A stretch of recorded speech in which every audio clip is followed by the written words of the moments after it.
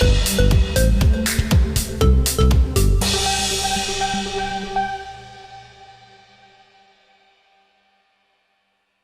mulai ya. Assalamualaikum warahmatullahi wabarakatuh dan selamat malam buat kawan-kawan media. Bahwa pada kesempatan hari ini kami selaku kuasa hukum Daus Mini ingin sedikit mengupdate, dan semoga ini mungkin updatean terakhir ya, karena ini sudah nuansanya adalah nuansa putusan. Bahwa sejak hari ini, tepatnya di tanggal 3 Mei 2023, Majelis Hakim Pengadilan Depok telah memutus perkara cerai dan pengasuhan anak antara Daus Mini selaku tergugat dengan Selvi Hanawijaya selaku penggugat. Yang mana dalam putusan tersebut terdapat 4 poin. Poin pertama, mengabulkan gugatan penggugat sebagian. Poin kedua, menyatakan Daus selaku tergugat menjatuhkan talak bain sugra kepada Selvi Hana sebagai penggugat. Poin ketiga, menolak gugatan penggugat untuk sebagian. Kemudian poin keempat itu lebih tepatnya adalah membebankan biaya perkara kepada penggugat. Jadi atas putusan ini, kami selaku tergugat sangat mengapresiasi atas putusan Pengadilan Agama Depok. Kenapa kami mengapresiasi putusan tersebut? Karena dalam putusan tersebut jelas sekali bahwa majelis hakim menyandarkan putusan tersebut kepada fakta-fakta persidangan, bukan kata-kata semata, sehingga yang menjadi dimensi persoalan dari kemarin-kemarin adalah pengasuhan anak. Pengasuhan anak itu tidak diputus dan mereka juga ditolak gugatannya. Artinya apa? Artinya pengasuhan anak itu tetap berada pada Daus, yang sejak awal kami juga memang meyakini bahwa tidak memiliki bukti apapun. Sehingga putusan Pengadilan Agama Depok ya sangat selaras dan sependapat dengan kami selaku penasihat hukum. Jadi menurut saya apa yang disampaikan oleh pihak penggugat sejak awal ternyata hanya sebatas kata-kata, dan apa yang kami sampaikan adalah lebih tepat kepada fakta hukum, fakta sebenarnya, dan kita bisa membuktikan di dalam persidangan bahwa anak yang bernama Al-Fatih adalah anak titipan dan tidak tepat ketika diajukan ke dalam pengadilan. Walaupun mereka menyandarkan pada pasal 105 huruf A Kompilasi Hukum Islam yang menegaskan bahwa hak asuh anak di bawah 12 tahun atau belum memayis berada kepada ibu. Tapi mereka lupa bahwa dimensi atau kaidah hukum dalam penerapan pasal tersebut hanya mengatur bagian anak kandung, bukan yang menjadi anak titipan. Tidak masuk seperti itu. Jadi putusan Pengadilan Agama Depok saya berasumsi adalah putusan yang sangat tepat, sangat bersesuaian dengan hukum. Jadi kalau mereka hari ini masih memiliki kesempatan untuk mengajukan banding 14 hari terhitung ke depannya, itu hak-hak mereka saja. Silakan mereka kalau mau melakukan itu. Tapi kami meyakini bahwa putusan Pengadilan Agama Depok ataupun nanti ketika diajukan banding, kami juga meyakini bahwa putusan Pengadilan Tinggi Agama akan menguatkan putusan Pengadilan Agama Depok. Kira-kira seperti itu, kawan. Abang, terkait dari pengabulan gugatan sebagian, Ya. maksudnya gimana, Bang?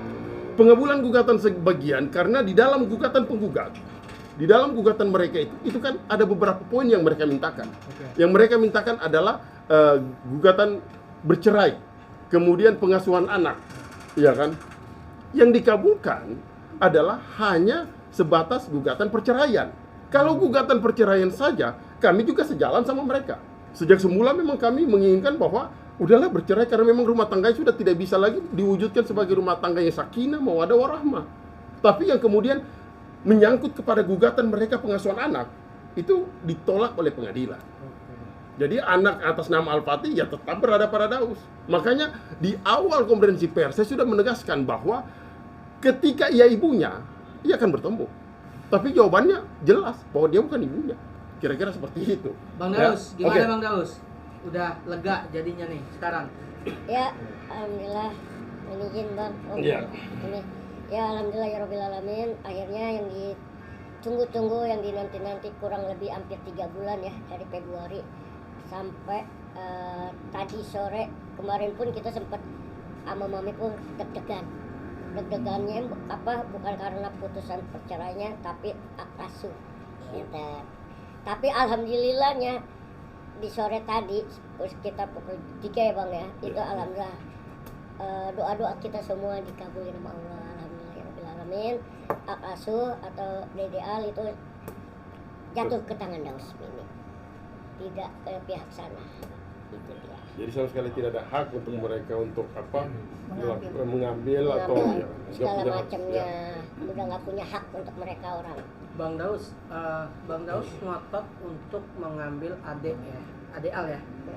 Itu kenapa bang? Gitu loh. Karena kan secara ini, maaf bukan mengungkit ya, itu anak angkat gitu bang. Itu seperti apa bang? Ya karena kan lagi-lagi kalau Daus kan niatnya ibadah, ya kan, ibadah yang mana pengen ya apa namanya ada anak gitu kan. Kalau bapak kan jarang di Daus kan, kalau libur atau lagi libur doang paling di Daus gitu kan, sisanya itu kan sama mamanya gitu paling gitu. Makanya disitulah Daus bahwasanya ya itu pengen yang benar-benar Dede tuh gitu loh, anak yang benar-benar buat jagain Daus nantinya, nemenin Daus syuting segala macamnya gitu loh. Oke, tapi pemenuhan hak asuh sendiri sudah bicara dengan orang tua kandung dari anak tersebut bang? Udah Udah. kan ada Udah, semuanya udah ada kan? udah ada gitu, sudah ada, sudah kita bikin perjanjian, dan dari kemarin juga kita udah preskon ya kan, perwakilan dari keluarga besarnya Dede Al ya kan, itu udah kita datangin ya bang ya, Iya. udah untuk menjadi saksi gitu. Dari Brahmi Ratu juga dari sebagai saksi, dan juga amanah yang dari keluarga Daus, ya udah masing-masing udah ada ininya. Berarti ada hitam di atas putih ya terkait hak anak itu ya. Ada. Jangan nantinya kedepannya bermasalah bang. Oh enggak. Oh, enggak. Jadi begini kawan-kawan, bahwa saat ini kan memang ibaratnya kalau hitam di atas putih pengasuhan anak tersebut itu masih di bawah tangan ya. Artinya kedepannya ini kami juga sudah berkomunikasi sama Daus, kemudian berkomunikasi sama pihak keluarganya. Ya, kemungkinan kedepannya nanti kami akan mengajukan penetapan hak pengasuhan anak. Artinya penetapan apa? Penetapan itu diajukan ke pengadilan. Tapi nanti kami lagi mengagendakan itu. Oh, oke. Supaya secara hukum anak tersebut mutlak sebagai anak angkat Daus Mini. Gitu. Kira-kira seperti itu ya. Oke, bang, hasil dari pengadilan sendiri ada nggak sih bang terkait dugaan perselingkuhan dari pihak perempuannya bang? Oh banyak. Ya, Oh kalau iya, banyak bang ya. ya kalau di fakta-fakta persidangan semuanya kan kami sudah ungkapin. Hmm. Ya kan kami sudah ungkapin apa yang menjadi bukti kita. Apa yang menjadi bukti kita itu yang pertama, ya kan, berkaitan sama alat bukti, ada pengakuan, kemudian ada juga pihaknya. Sejak awal saya katakan itu ada pihaknya. Kemudian juga ada bukti-bukti chat, WhatsApp dan sebagainya. Voice note. Voice note. Kemudian ada juga voice note. Dan bukti-bukti ini kita ajukan kepada pengadilan. Itu. Kalau bukti-bukti chat dikatakan apakah itu qualified untuk dijadikan bukti? Tentu saja. Bukti chat itu berdasarkan undang-undang ITE, dia bisa dalam kualifikasi adalah sebagai bukti hukum. Ya kan? Tapi yang dituduhkan kepada Daus pada saat di persidangan, Tidak ada. semuanya katanya-katanya. Ketika saya menanyakan siapa orangnya, nggak ada yang tahu. Nah, apalagi tuh. Namanya pun siapa, nggak ada juga yang tahu. Iya kan? Makanya berbanding terbalik. Kalau di pihak kita mengatakan orangnya ada, Ada laki-lakinya ada pengakuannya, ada bukti chatnya, voice note. ada voice note-nya dan sebagainya. Ada Makanya saya bilang visualnya. bukti ini di pihak kita ini sangat sempurna, iya kan? Makanya saya bilang kalau seandainya mereka mau mengajukan upaya hukum banding silakan saja. Tapi kami masih meyakini bahwa apa yang di tingkat banding nanti, ya insya Allah tidak jauh dari apa yang diputuskan oleh Pengadilan Tinggi Agama Depok. pengadilan Agama Depok. Iya. Kira-kira seperti itu.